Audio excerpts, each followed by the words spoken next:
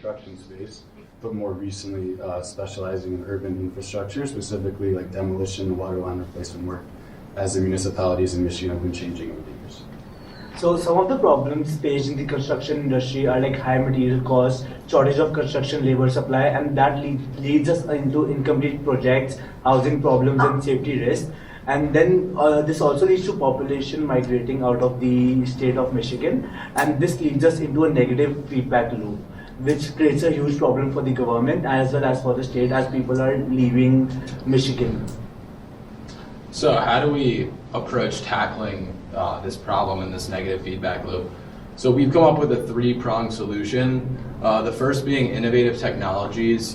Just to mention the first, Roombix is a time, resource, and tracking management software. The other softwares have unique purposes as well to help W.T. Stevens manage workflow and improve productivity, as well as other construction businesses.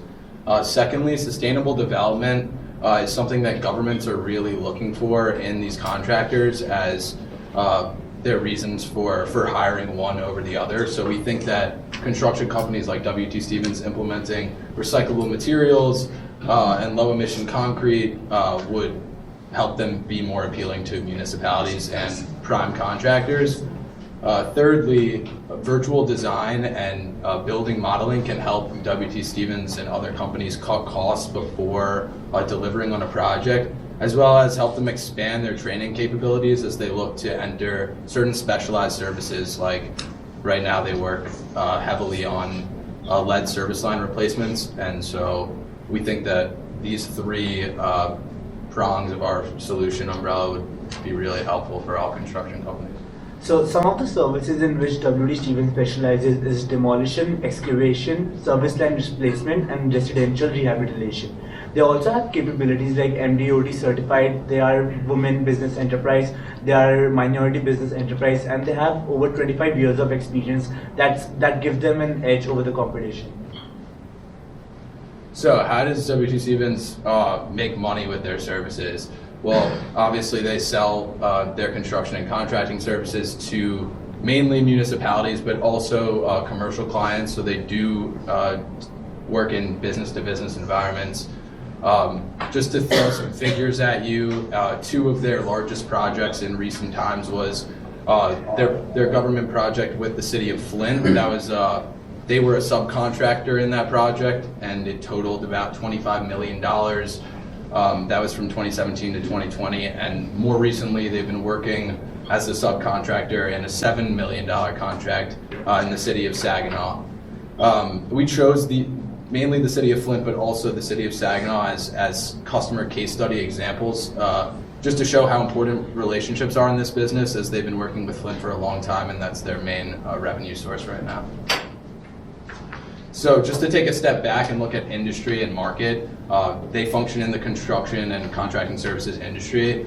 Their market is municipalities, prime contractors, and commercial clients seeking just infrastructure repair or just infrastructure revitalization.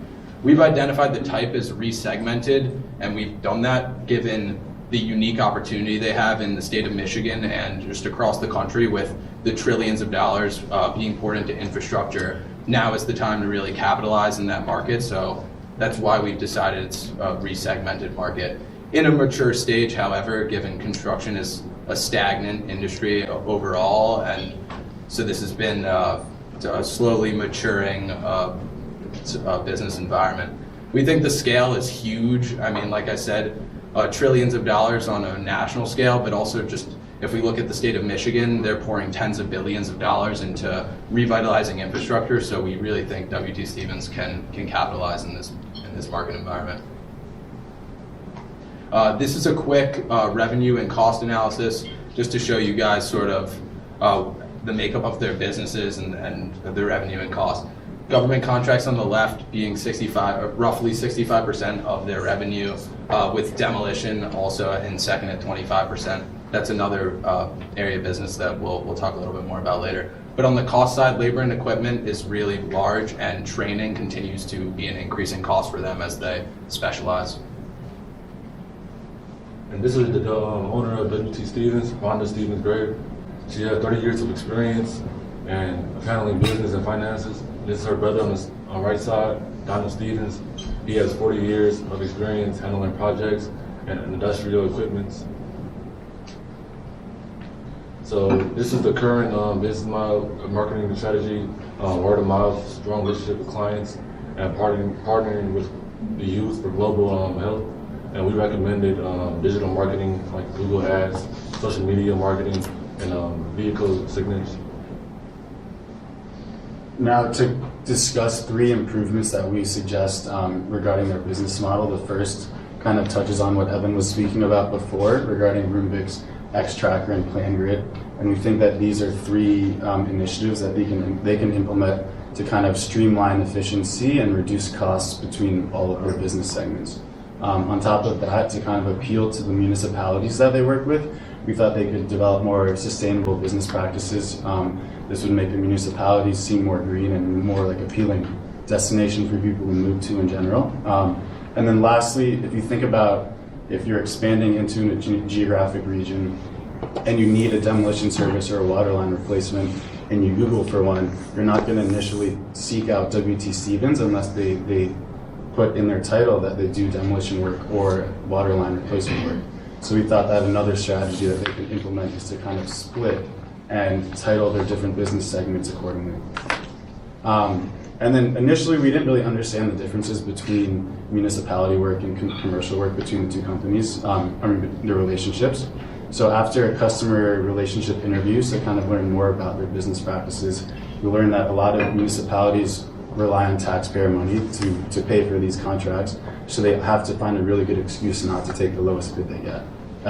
In comparison, commercial work, they really value the relationships that they have with, for example, WT Stevens. They really value that they are a second-generation minority-owned business, for example.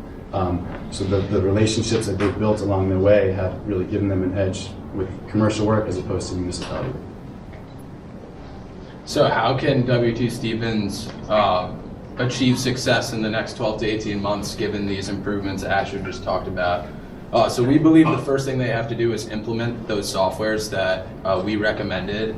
We think this will just streamline their back office processes and allow them to focus on expanding into new markets, which is our second point in the timeline. Locate a new city that is in need of infrastructural repair where they see they could add value. That list is large, but it's ultimately up to the company to decide where they would want to expand to for tax obligations reasons and just to fit into their business plan. Once they do expand and acquire a new project in that city, we think it's pivotal that they still focus on the demolition business in Michigan. That's a desire of the founders as well as an area to increase profits, which is why the last step is really once they reach scale and achieve a new market while also growing their demolition business, that would be a great time for them to split into 2 sub-companies. So on a final note, so WT Stevens services for both commercial and government projects, and use of softwares like Roombix and extractors that like we talked about earlier can lead to increase in efficiency by 15%, that will eventually lead to increase in the revenue by 10%. Use of recyclable material can also cut costs by 15%, and as we know that construction is a low margin business, contacts are important for contracts, and digital marketing can also lead to increase in clientele by 10 to 15%. So keep an eye out while WT Stevens build solutions from the ground up and clear the problems along the way. Thank you so much for listening to us, and now we're open to questions.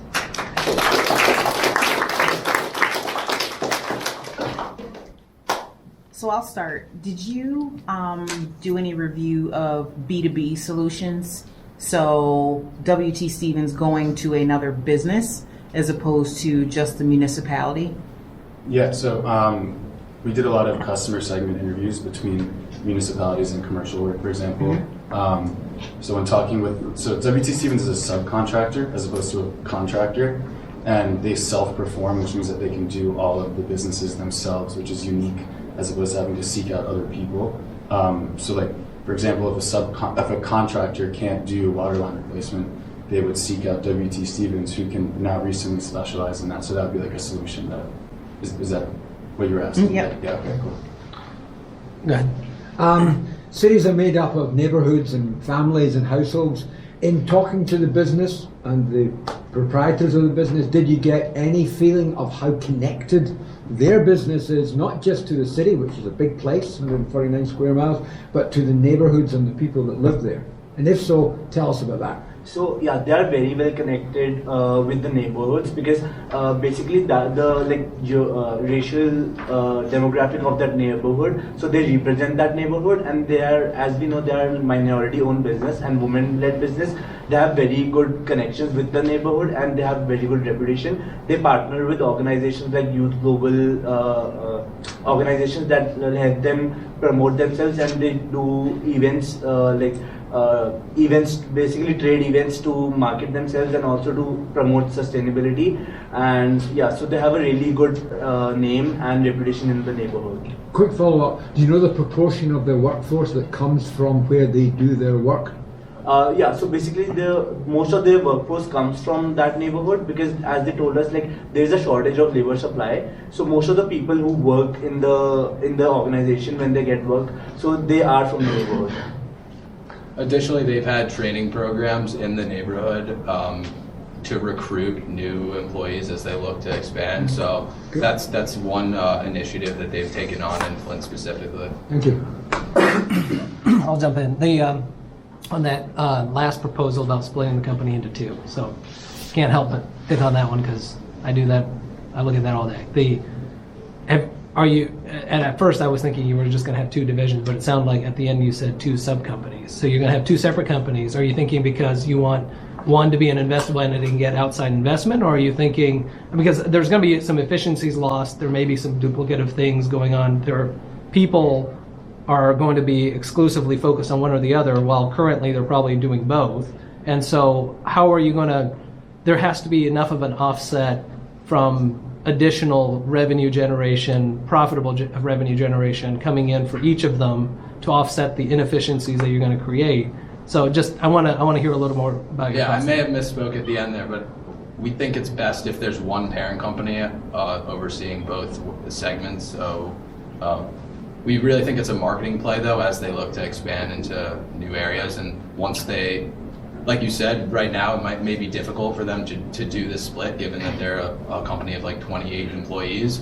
But as they reach new markets and hopefully recruit new employees along the way, they can start to differentiate those services in a more obvious fashion, while still having the W.T. Stevens parent company overseeing. Yeah, so additionally we were thinking like W.T. Stevens Construction can be the parent company, and then in the books we can market them as two different companies, like Demolitions and the Water Sewage. So the thing is, in the area they are operating, they are well known and they are reputable. So people know that they do, because when you first hear of W.T. Stevens Construction, you don't know if they do water sewage, you don't get to know if they do demolitions. Mm-hmm. So when they're expanding into areas where they are not well known, if they market, like if they have a separate website like saying W.T. Stevens Demolitions instead of construction, so they can market themselves in that way, and everything in the back end will still be the same. It's just like a way of marketing. So like when people search it up, like demolition work in Michigan, so W.T. Stevens Demolition shows up. Okay. Anything from you? This was a lot of different things, and the sustainability makes a lot of sense to me given how much money is available for green energy in the Inflation Reduction Act. But you've proposed going into so many different directions that it's, how would you recommend prioritizing them to the business owners? Because if you're launching new companies, even if it's just from a branding thing, you're branching out to expand your demolition of the residential sector, exploring private. I mean, this is a lot of places to go at the same time. That is a great question, but I do have to cut them off here. So if you guys want to chat with her after, you can go ahead and answer that question. Zero. Yeah, absolutely. Thank you.